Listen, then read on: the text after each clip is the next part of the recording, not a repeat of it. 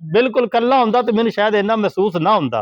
वो मेरा ड्राइवर भी ते मेरा दोस्त भी मेरे वल्लों वेंदे ने ते ये बंदा किड्डा चाह करके आया है ते अग्गों इहदे नाल होई की है।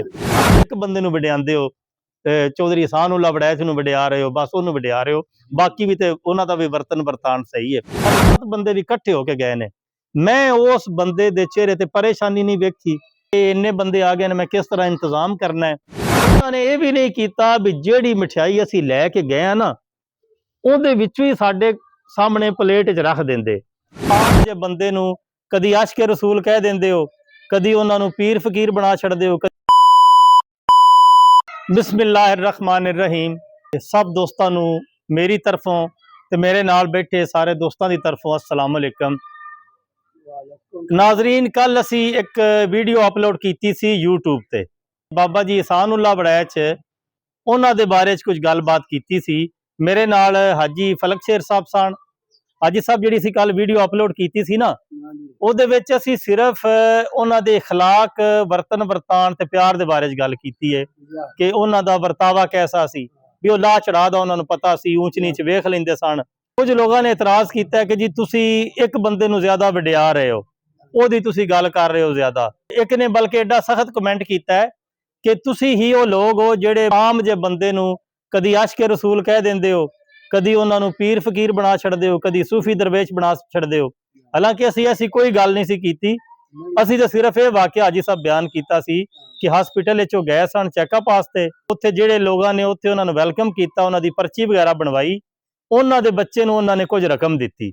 ਇਸ ਤੋਂ ਇਲਾਵਾ ਅਸੀਂ ਕੋਈ ਗੱਲ ਨਹੀਂ ਕੀਤੀ। ਹਾਂਜੀ, ਇੱਕ ਕਦਰਦਾਨ ਨੇ ਕਿਹਾ ਜੀ ਕਿ ਕਿਆ ਦੂਸਰੇ ਲੋਕ ਇਸ ਤਰ੍ਹਾਂ ਨਹੀਂ ਵਰਤਦੇ। ਮੇਰਾ ਸਾਰੇ ਨਾਜ਼ਰੀਨ ਦੇ ਅੱਗੇ ਤੇ ਜਿਹੜੇ ਮੇਰੇ ਕੋਲ ਅਹਬਾਬ ਬੈਠੇ ਨੇ ਉਹਨਾਂ ਨਾਲ ਮੈਂ ਡਿਸਕਸ ਕਰਾਂਗਾ ਤੇ ਤੁਹਾਨੂੰ ਵੀ ਸਮਝ ਆ ਜਾਏਗੀ ਕਿ ਇੱਕ ਹੋਰ ਗੁਲੂਕਾਰ ਹੈ ਜੀ, ਨਾਮ ਤੇ ਨਹੀਂ ਲੈਣਾ ਚਾਹੀਦਾ ਜੀ ਸਾਹਿਬ। ਤੇ ਮੇਰੇ ਇੱਕ ਦੋਸਤ ਫੈਸਲਾਬਾਦ ਹੁੰਦੇ ਨੇ, ਉਹਨਾਂ ਨੂੰ ਵੀ ਬੜਾ ਸ਼ੌਕ ਹੈ ਇਹ ਲੋਕ ਗਾਇਕੀ ਦਾ ਤੇ ਆਰਫਾਨਾ ਕਲਾਮ ਦਾ। ਅੱਛਾ, ਉਹਨਾਂ ਨੂੰ ਪਤਾ ਲੱਗਾ ਕਿ ਉਹ ਜਿਹੜੇ ਗੁਲੂਕਾਰ ਨੇ ਫੈਸਲਾਬਾਦ ਤੋਂ ਅੱਗੇ ਕਿਤੇ ਜਾ ਰਹੇ ਸਨ। ਉਹਨਾਂ ਨੂੰ ਜਦੋਂ ਪਤਾ ਲੱਗਾ ਤੇ ਉਹਨਾਂ ਨੇ ਕਿਹਾ ਜੀ ਕਿ ਤੁਸੀਂ ਮੇਰੇ ਕੋਲ ਆਉਣਾ, ਥੋੜੀ ਦੇਰ ਮੇਰੇ ਕੋਲ ਠਹਿਰਨਾ। ਚਾਹ ਹੁੰਦਾ ਨਾ ਜੀ ਇੱਕ, ਜਿਸ ਬੰਦੇ ਨਾਲ ਇੱਕ ਲਗਨ ਹੋਵੇ। ਹਾਂਜੀ ਹਾਂਜੀ, ਉਹਨਾਂ ਨੇ ਕਿਹਾ ਜੀ ਸਾਨੂੰ ਟਾਈਮ ਜ਼ਿਆਦਾ ਲੱਗ ਜਾਣਾ, ਇੰਨਾ ਟਾਈਮ ਨਹੀਂ ਹੋਣਾ, ਫਿਰ ਕਦੀ ਸਹੀ। ਉਹਨੇ ਕਿਹਾ ਜੀ ਨਹੀਂ, ਫਿਰ ਵੀ ਤੁਸੀਂ ਟਾਈਮ ਦਿਓ। ਉਹਨਾਂ ਕਿਹਾ ਜੀ ਨਹੀਂ, ਤੁਸੀਂ ਅਗਰ ਮਿਲਣਾ ਹੈ ਨਾ ਤੇ ਅਸੀਂ ਫਲਾਂ ਜਗ੍ਹਾ ਤੋਂ ਗੁਜ਼ਰਨਾ ਹੈ, ਫਲਾਂ ਮੇਨ ਚੌਕ ਤੋਂ ਜਾਂ ਸੜਕ ਤੋਂ, ਉੱਥੇ ਤੁਸੀਂ ਆ ਜਾਓ, ਉੱਥੇ ਮਿਲ ਲਾਂਗੇ। ਹੁਣ ਹਾਜੀ ਸਾਹਿਬ ਉਸ ਮੇਰੇ ਦੋਸਤ ਨੇ, ਯਕੀਨ ਕਰੋ, ਉਹਨਾਂ ਨੂੰ ਵੈਲਕਮ ਕਰਨ ਵਾਸਤੇ ਬੁੱਕੇ ਤੱਕ ਲਿਆਏ, ਮਠਿਆਈ ਲਈਏ, ਫਰੂਟ ਲਿਆਏ, ਯਾਨੀ ਜਿੰਨਾ ਉਹ ਚਾਹ ਕਰ ਸਕਦਾ ਸੀ ਨਾ, ਸਿਰਫ ਉਹਨਾਂ ਨੂੰ ਖਲੋਤਿਆਂ ਮਿਲਣ ਵਾਸਤੇ ਉਹਨੇ ਸਾਰਾ ਕੁਝ ਚਾਹ ਕੀਤਾ। ਉਸ ਗੁਲੂਕਾਰ ਦੇ ਘਰ ਪੋਤਰਾ ਹੋਇਆ, ਉਹਦੇ ਬੇਟੇ ਦੇ ਘਰ ਬੱਚਾ ਹੋਇਆ ਤੇ ਉਸ ਮੇਰੇ ਦੋਸਤ ਨੂੰ ਪਤਾ ਲੱਗਾ, ਫੈਸਲਾਬਾਦ ਵਾਲੇ ਨੂੰ, ਤੇ ਉਹਨੇ ਕਿਹਾ ਯਾਰ ਬੜੀ ਖੁਸ਼ੀ ਦੀ ਗੱਲ ਹੈ ਤੇ ਮੈਂ ਕਿਉਂ ਨਾ ਮੁਬਾਰਕਬਾਦ ਦੇ ਆਵਾਂ। ਉਹਨੇ ਕਾਲ ਕੀਤੀ ਕਿ ਮੈਂ ਤੁਹਾਨੂੰ ਮੁਬਾਰਕਬਾਦ ਦੇਣਾ ਚਾਹ ਰਿਹਾ। ਉਹਨਾਂ ਕਿਹਾ ਜੀ ਚਲੋ ਠੀਕ ਹੈ, ਅਗਰ ਤੁਹਾਡਾ ਦਿਲ ਹੈ ਤੇ ਤੁਸੀਂ ਆ ਜਾਓ। ਹੁਣ ਤੁਸੀਂ ਅੰਦਾਜ਼ਾ ਕਰ ਲਓ ਕਿ ਇੱਕ ਬੰਦਾ ਜਿਹੜਾ ਰਾਹ ਜਾਂਦਿਆਂ ਇੰਨੀ ਸੇਵਾ ਕਰਦਾ ਹੈ, ਇੰਨਾ ਪ੍ਰੋਟੋਕੋਲ ਦਿੰਦਾ ਹੈ, ਜਦੋਂ ਸਪੈਸ਼ਲੀ ਫੈਸਲਾਬਾਦ ਤੋਂ ਆਇਆ ਹੋਵੇਗਾ, ਗੱਡੀ ਆਪਣੀ ਤੇ ਆਇਆ ਹੋਵੇਗਾ, ਤੇ ਕਿਆ ਉਹ ਸਾਰੇ ਲਵਾਜ਼ਮਾਤ ਉਹਨੇ ਨਹੀਂ ਪੂਰੇ ਕੀਤੇ ਹੋਣੇ। ਹੁਣ ਮੈਂ ਨਾਂ ਨਹੀਂ ਲੈ ਰਿਹਾ, ਨਾ ਉਸ ਬੰਦੇ ਦਾ ਨਾਂ ਲੈ ਰਿਹਾ ਤੇ ਨਾ ਜਿਹੜੇ ਗੁਲੂਕਾਰ ਕੋਲੋਂ ਆਇਆ ਸੀ ਉਹਦਾ ਨਾਂ ਲੈ ਰਿਹਾ। ਉਸ ਬੰਦੇ ਨੇ ਸੂਟ ਤੱਕ ਲੈ, ਮਠਿਆਈਆਂ ਤੱਕ ਲਈਆਂ, ਫਰੂਟ ਤੱਕ ਲੈ। ਉਹ ਬੰਦਾ ਜਦੋਂ ਉੱਥੇ ਪਹੁੰਚਿਆ ਤੇ ਉਹ ਕਿਤੇ ਬਾਹਰ ਨਿਕਲ ਗਏ ਸਨ। ਮੇਰਾ ਖਿਆਲ ਹੈ ਅਸੀਂ ਜਿੰਨੇ ਬੈਠੇ ਹਾਂ ਸਾਨੂੰ ਪਤਾ ਹੋਵੇ ਨਾ ਸਾਡਾ ਕੋਈ ਪਿਆਰ ਵਾਲਾ ਬੰਦਾ ਆ ਰਿਹਾ, ਸਪੈਸ਼ਲੀ ਆ ਰਿਹਾ ਔਰ ਇੰਨੀ ਦੂਰ ਤੋਂ ਆ ਰਿਹਾ, ਤੇ ਸਾਨੂੰ ਅਗਰ ਕੋਈ ਕੰਮ ਵੀ ਹੋਵੇ ਨਾ ਤੇ ਸਾਨੂੰ ਉਹ ਛੱਡਣੇ ਚਾਹੀਦੇ ਨੇ ਹਾਜੀ ਸਾਹਿਬ ਕਿ ਮੇਰੇ ਦੋਸਤ ਆ ਰਹੇ ਨੇ, ਮੈਂ ਉੱਥੇ ਬਵਾਂ। ਚਲੋ ਨਿਕਲ ਗਏ। ਉਹਨਾਂ ਨੇ ਕਾਲ ਕੀਤੀ ਕਿ ਮੈਂ ਤੇ ਘਰ ਪਹੁੰਚ ਗਿਆ। ਅੱਛਾ ਮੈਂ ਆ ਰਿਹਾ ਜੀ। ਉਹ ਅੱਧੇ ਘੰਟੇ ਬਾਅਦ ਉੱਥੇ ਆਏ, ਉਹਨਾਂ ਨੂੰ ਮਿਲੇ, ਜੋ ਫਰੂਟ ਸੀ, ਜੋ ਮਠਿਆਈਆਂ ਸਨ, ਕੱਪੜੇ ਸਨ, ਜੋ ਵੀ ਉਹ ਖੁਸ਼ੀ ਨਾਲ ਲੈ ਕੇ ਆਇਆ ਸੀ, ਉਹ ਸਭ ਕੁਝ ਉਹਨੇ ਲਿਆ। ਇੱਕ ਬੰਦਾ ਖਰਚਾ ਕਰਕੇ ਆ ਰਿਹਾ। ਹਾਜੀ ਸਾਹਿਬ ਕਿਆ ਉਹ ਖਾਣਾ ਖਾਣ ਵਾਸਤੇ ਆਉਂਦਾ ਹੈ? ਨਹੀਂ, ਉਹ ਪਿਆਰ ਮੁਹੱਬਤ ਵਾਸਤੇ। ਹਾਜੀ ਸਾਹਿਬ, ਅਸਲਮ ਸਾਹਿਬ, ਖਾਣਾ ਖਾਣ ਵਾਸਤੇ ਨਹੀਂ ਆਉਂਦਾ, ਪਿਆਰ ਵਾਸਤੇ ਆਉਂਦਾ ਹੈ ਨਾ। ਲੇਕਿਨ ਇੱਕ ਬੰਦਾ ਇੰਨੀ ਦੂਰ ਤੋਂ ਆਵੇ, ਉਸ ਬੰਦੇ ਨੇ ਅੱਗੋਂ ਕੀ ਕੀਤਾ, ਮੇਰੇ ਕਦਰਦਾਨ ਕਹਿੰਦੇ ਨੇ ਜੀ ਤੁਸੀਂ ਇੱਕ ਬੰਦੇ ਨੂੰ ਵਡਿਆਂਦੇ ਹੋ, ਚੌਧਰੀ एहसानुल्लाह वड़ैच ਨੂੰ ਵਡਿਆ ਰਹੇ ਹੋ, ਬਸ ਉਹਨੂੰ ਵਡਿਆ ਰਹੇ ਹੋ, ਬਾਕੀ ਵੀ ਤੇ ਉਹਨਾਂ ਦਾ ਵੀ ਵਰਤਨ ਵਰਤਾਨ ਸਹੀ ਹੈ। ਯਕੀਨ ਕਰੋ, ਮੇਰਾ ਦੋਸਤ ਕਹਿੰਦਾ ਹੈ ਕਿ ਜਦੋਂ ਅਸੀਂ ਗਏ ਨਾ, ਉਹਨਾਂ ਨੇ ਇੱਕ ਸਪਰਾਈਟ ਦੀ ਜਾਂ 7 ਅਪ ਦੀ ਬੋਤਲ ਉਹ ਸਾਨੂੰ ਗਲਾਸਾਂ 'ਚ ਪਾ ਕੇ ਦਿੱਤੀ ਹੈ। ਉਹਨਾਂ ਨੇ ਇਹ ਵੀ ਨਹੀਂ ਕੀਤਾ ਵੀ ਜਿਹੜੀ ਮਠਿਆਈ ਅਸੀਂ ਲੈ ਕੇ ਗਏ ਨਾ ਉਹਦੇ ਵਿੱਚ ਵੀ ਸਾਡੇ ਸਾਹਮਣੇ ਪਲੇਟ 'ਚ ਰੱਖ ਦਿੰਦੇ, ਜਾਂ ਜਿਹੜਾ ਫਰੂਟ ਹੈ ਉਹ ਹੀ ਸਾਡੇ ਸਾਹਮਣੇ ਰੱਖ ਦਿੰਦੇ। ਆਂਦਾ ਡਰਾਈਵਰ ਮੇਰੇ ਨਾਲ ਸਨ, ਇੱਕ ਅੱਧਾ ਬੰਦਾ ਹੋਰ ਵੀ ਮੇਰੇ ਨਾਲ ਸੀ। ਆਂਦਾ ਮੈਂ ਬਿਲਕੁਲ ਕੱਲਾ ਹੁੰਦਾ ਤੇ ਮੈਨੂੰ ਸ਼ਾਇਦ ਇੰਨਾ ਮਹਿਸੂਸ ਨਾ ਹੁੰਦਾ। ਉਹ ਮੇਰਾ ਡਰਾਈਵਰ ਵੀ ਤੇ ਮੇਰਾ ਦੋਸਤ ਵੀ ਮੇਰੇ ਵੱਲ ਵੇਂਦੇ ਨੇ ਕਿ ਇਹ ਬੰਦਾ ਕਿੱਡਾ ਚਾਹ ਕਰਕੇ ਆਇਆ ਹੈ ਤੇ ਅੱਗੋਂ ਇਹਦੇ ਨਾਲ ਹੋਈ ਕੀ ਹੈ। ਆਂਦਾ 2-3 ਘੰਟੇ ਅਸੀਂ ਰਹਿ, ਉਹਦਾ ਪੋਤਰੇ ਨੂੰ ਮੈਂ ਕੁਝ ਪੈਸੇ ਵੀ ਦਿੱਤੇ, ਲੇਕਿਨ ਉਹ ਆਂਦਾ ਜੀ ਉਸ ਬੰਦੇ ਨੇ ਨਾ ਸਾਨੂੰ ਚਾਹ ਪੁੱਛੀ ਹੈ, ਨਾ ਸਾਨੂੰ ਖਾਣੇ ਦਾ ਪੁੱਛਿਆ ਕਿ ਤੁਸੀਂ ਇੰਨੀ ਦੂਰ ਤੋਂ ਆਏ ਹੋ। ਮੈਂ ਕਹਿੰਦਾ ਹਾਜੀ ਸਾਹਿਬ, ਅਗਰ ਉਹ ਇੰਨਾ ਕੁਝ ਨਾ ਵੀ ਨਾ ਲਿਆਉਂਦਾ, ਜਿਹੜਾ ਉੱਥੇ ਵਰਤ ਗਿਆ ਸੀ ਨਾ ਫੈਸਲਾਬਾਦ ਚੌਕ ਚ, ਉਹਦੇ ਨਾਲ ਉਹਦਾ ਹੱਕ ਬਣਦਾ ਸੀ ਉਹਦੇ ਤੋਂ ਪਹਿਲੇ ਉਹ ਸਾਰਾ ਕੁਝ ਪਕਾ ਕੇ ਰੱਖਦਾ। ਲੇਕਿਨ ਉਹ ਆਂਦਾ ਜੀ ਉਹਨੇ ਇੱਕ ਬੋਤਲ ਸਾਨੂੰ ਪਿਆਈ, ਉਹਦੀ 100 ਕੋਈ ਨਹੀਂ। ਹੁਣ ਫਿਰ ਸਾਡੇ ਕੋਲ ਉਹਨਾਂ ਲੋਕਾਂ ਦੀ ਤਾਂ ਤਾਰੀਫ ਨਹੀਂ ਹੁੰਦੀ।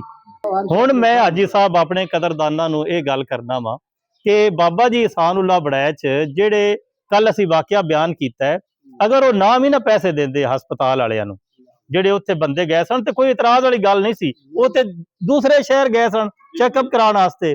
ਅਸੀਂ ਤੇ ਉਹਨਾਂ ਲੋਕਾਂ ਦੀ ਤਾਰੀਫ ਕਰਾਂਗੇ ਕਿ ਜਿਨ੍ਹਾਂ ਦਾ ਵਰਤਾਵਾ ਅੱਛਾ ਹੈ, ਹਾਂਜੀ, ਜਿਹੜੇ ਪੁਰਾਣੇ ਤੇ ਆਉਣ ਤੇ ਖੁਸ਼ ਹੁੰਦੇ ਨੇ।